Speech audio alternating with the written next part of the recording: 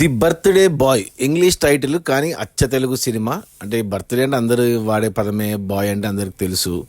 ఈ సినిమా మొన్న July 19న release అయింది. 2 గంటలు ఉంది సినిమా. అంటే ఈ సినిమా ట్రైలర్ చూడడం జరిగింది. నేను కొద్దిగా ఇంట్రెస్టింగ్ అనిపించింది. రియల్ ఇన్సిడెంట్ అని విన్నాను. అందులో ప్రమోషన్స్లో ఈ సినిమా డైరెక్టర్ కూడా పేరు ఏదో విస్కీ అని పేరు ఉంది డైరెక్టర్ది. అతను ప్రమోషన్స్లో ఎక్కడ ముఖం చూపించకుండా మాస్క్ వేసుకునే వచ్చాడు అన్నిటికీ, ప్రీ రిలీజ్ ఈవెంట్కి. సో క్యూరియాసిటీ ఉన్నింది ఈ సినిమా పైన.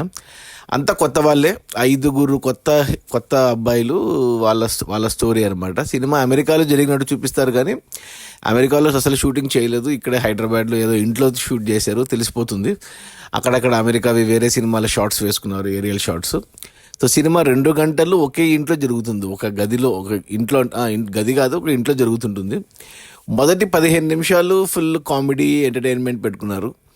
అంటే అక్కడ కొద్దిగా మన అబ్బాయిలు ఎలా మాట్లాడతారో తెలుసు కదా, ఆ బూతులన్నీ ఉన్నాయి, తెలుగు బూతులు, పచ్చి బూతులు ఉన్నాయి.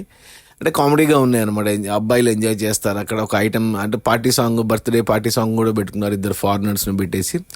అంతవరకు అక్కడ 15 నిమిషాల్లో మనం ఏదైతే ట్రైలర్లో చూసామో ప్లాట్, అక్కడ సీరియస్గా టర్న్ అవుతుంది సినిమా. అంటే ఇది మనం చాలామంది అబ్బాయిలు 20 నుంచి 30 ఏళ్ళ వాళ్ళు ఖచ్చితంగా రిలేట్ అవుతారు. ఎందుకంటే ప్రతి ఒక్కరు బర్త్డే పార్టీలు చేసుకుంటారు. ఆ బర్త్డే పార్టీల్లో కొన్ని అనుకోని సంఘటనలు జరుగుతుంటాయి అప్పుడప్పుడు. సో ఈ సినిమా చూస్తే అది మనకు జరిగితే ఎలా ఉంటుంది అనే ఫీలింగ్ వస్తే చాలా భయంకరంగా ఉంటుంది. సో ఆ 15 నిమిషాల తర్వాత ఇక మిగతా సినిమా 1:45 నిమిషాలు తర్వాత ఏం జరుగుతుంది అనేది సినిమా.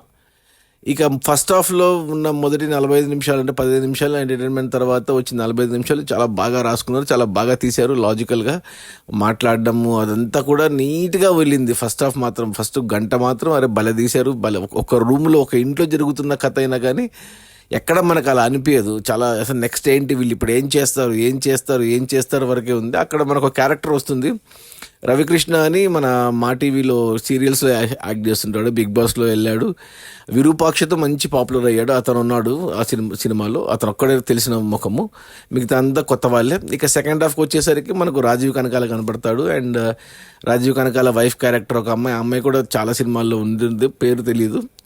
వీళ్ళిద్దరూ అంటే ఎమోషన్ కంటెంట్ తీసుకొస్తారు. అంటే అలా యాక్ట్ చేయడం చాలా కష్టం. అలా గట్టిగా ఏడుస్తూ డైలాగులు చెప్పడం అనేది కొద్దిగా చాలా కష్టం. ఇంకా రాజీవ్ కనకాల పర్ఫార్మెన్స్ అంటే మనకు తెలిసిందే, చించి ఆరేస్తాడు.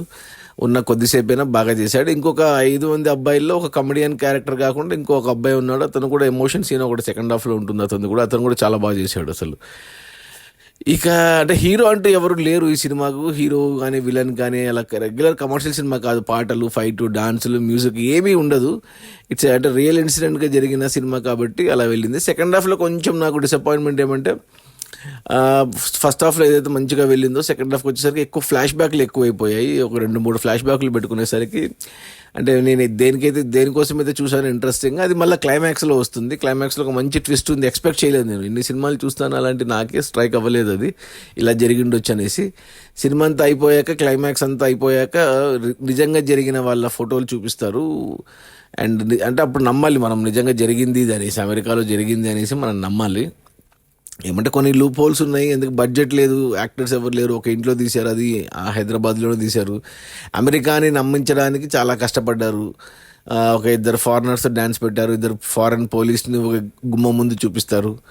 ఇలా కొన్ని ఉన్నాయి. ఇంకా ఏమంటే కొంతమంది అమెరికా నుంచి ఇండియాకి, ఇండియా నుంచి అమెరికాకి వచ్చిపోవడం అనేది అంత ఓవర్ నైట్లో జరిగిపోవడం అనేది కొద్దిగా ఇక అంత కన్విన్సింగ్ అనిపించదు. బట్ అదర్వైజ్ నైస్ అటెంప్ట్, బాగా తీశారు. ఎవరైతే తీశారో ఎవరు విస్కీ అనే డైరెక్టరు ఉన్నంతలో మంచిగా తీశారు. ఏమంటే ఎవరికి తెలియదు ఈ సినిమా థియేటర్స్లో వచ్చిన, ఎందుకంటే పాపులర్ యాక్టర్స్ లేరు, ప్రమోషన్స్ కూడా పెద్దగా చేయలేదు. సో మీకు దగ్గరలో ఉంటే చూడండి సినిమాని. అండ్ లేదు అంటే రేపొద్దున ఓటీటీలో వస్తే ఖచ్చితంగా చూడమని చెప్తాను. నా రేటింగ్ వచ్చేసి 3/5 గుడ్ అని చెప్తాను. అండ్ ఫ్యామిలీతో చూడొచ్చా అంటే చూడొచ్చు, కానీ మొదటి 15 నిమిషాల్లో కొంచెం ఈ పార్టీ సాంగ్ ఒకటి, అండ్ సినిమా అంతా అక్కడక్కడ తెలుగు బూతులు ఉన్నాయి, పచ్చి బూతులు ఉన్నాయి, ఒక 5-6 సార్లు. అది ఓకే అనుకుంటే ఫ్యామిలీతో చూడొచ్చు. లేదంటే అబ్బాయిలు మాత్రం ఖచ్చితంగా చూడమని చెప్తాను. ఎందుకంటే మనం తమాషాగా చేసేవి ఒక్కోసారి సీరియస్ అవుతాయి. వాటి పర్యవసనాలు ఎలా ఉంటాయి అనేది ఒక్కసారి మనము ఫీల్ అయితే అది భయం వేస్తుంది. సో ఖచ్చితంగా చూడమని చెప్తాను, ఎస్పెషల్లీ అబ్బాయిలు 20 to 30. సో పార్టీలు గీటీలు చేసుకుంటున్నప్పుడు కొద్దిగా జాగ్రత్త. Okay, bye.